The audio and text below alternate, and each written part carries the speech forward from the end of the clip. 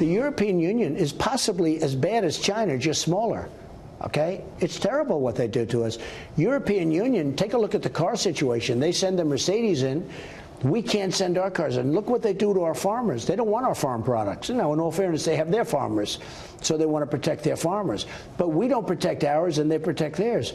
The European Union last year made, if you look at a trade surplus, which I think is a very important thing, $151 billion. Well, President Trump says his biggest weapon in his trade strategy is to impose global auto tariffs. But General Motors warning another wave of those tariffs could force the country's largest automaker to scale back its business. In a letter to the Commerce Department, the company says increased import tariffs would lead to less investment, fewer jobs, and lower wages.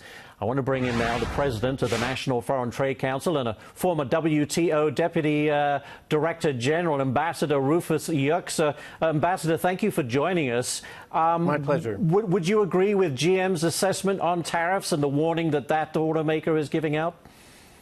Oh, yes, absolutely. I think that you have to look at the resurgence of the U.S. auto industry. By the way, a lot of German companies building autos in the U.S. now and actually exporting them to Europe and around the world. The U.S. auto industry produced about 17 million units last year, something equivalent to what it was before the economic downturn. We exported 2 million automobiles. The industry has become globally competitive. Its biggest problem right now actually is finding enough workers to fill the jobs that are there. And to be talking about a trade war with some of our best markets and trading partners at a time of such significant gains for autos is really a mistake.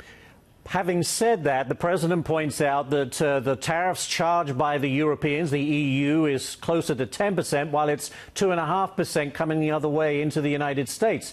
He says that is clearly unbalanced and needs to change. Would you agree with that? Well, I would like to see us get the European tariffs down, but actually, you know, the U.S. has a 25% tariff on light trucks, yes, which is the biggest category of the biggest market in the U.S. now is for SUVs and light trucks. So, you know, the picture is more complicated than it's being portrayed. Yes, there are barriers elsewhere, but the U.S. has some trade barriers too. And the most important thing is the way to resolve that is by working with our allies and trading partners. They've been willing to negotiate on this in the past. We were making progress in the TTIP negotiations towards getting both U.S. and European tariffs down to zero. So I think we ought to be focusing our attention on building better trade relations rather than blowing up the trading system, raising tariffs, building tariff walls in the U.S., because in the end, that's actually going to turn the world against us.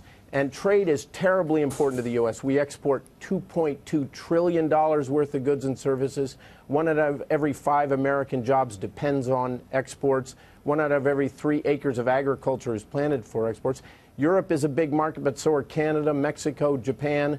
And these are the countries that we've been taking these trade actions against. We should be focusing on China instead of penalizing our best trading partners with these kinds of tit-for-tat trade actions. So would you agree then with regard to China that China's been getting away with it, so to speak, for a while now, became a member of the WTO, I think, back in 2001, and at the time had promised, you know, that we will open our markets and work with our trading partners. And in many cases, that hasn't been the case. And the whole issue of stealing intellectual property separate to that. Are we not doing enough to enforce more regulation on China?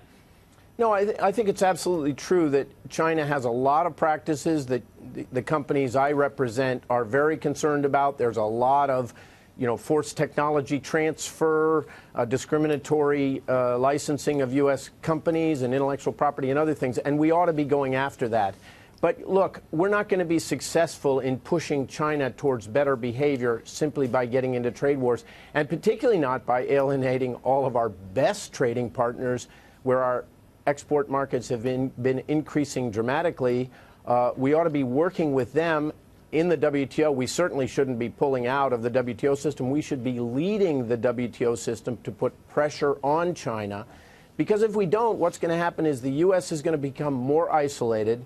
all of our trading partners are busy making free trade deals with each other and raising tariffs on the United States. We now, just as a result of the recent administration actions on steel and aluminum, we're now facing tariff increases on $45 billion of U.S. exports. That could jump to $70 billion if we go forward with the China trade tariffs. So, you know, to me, this is no way to run a railroad. If you want to get better behavior by China, you've got to be a leader in promoting rules and promoting more open trade, not throwing out the rule book and walking away from our international obligations. Could you ever envision, Ambassador, a world where there are no tariffs at all? It really is pure free trade? Well, actually, you know, that's what the NAFTA was. It's a pure free trade agreement with no tariffs between the three countries, and I've heard that described by the president as a terrible deal. That's what TPP was. Yes, we could push in the WTO and in other agreements towards zero for zero tariffs across the board. But there's ways to get there that require some comity between nations and showing each other that we're going to respect our agreements with each other and build upon them, rather than throw them out and start raising barriers against them. Are you confident we can get this resolved, that the countries will come together? You know, certainly the EU and the US, Mexico, Canada, China. I mean, can this all be resolved? I think it's a long, hard haul. I mean, you know, we've made a lot of progress over 70 years building this global trading system. In the end, the U.S. has a greater stake in it than anyone. You can't just look at trade deficits and say it's been a mistake for it. Look at our economy. We are the innovative leader of the global economy. We are the second largest exporter in the world and the second largest manufacturer. We have industries that are growing and getting stronger, and they need world markets, because as technology replaces workers, the only way you can keep good jobs in the U.S. is to sell to the 95% of the world's consumers that live outside the U.S. Right. We cannot maintain a high-income, good-job economy selling to each other when the rest of the world is engaging in global trade.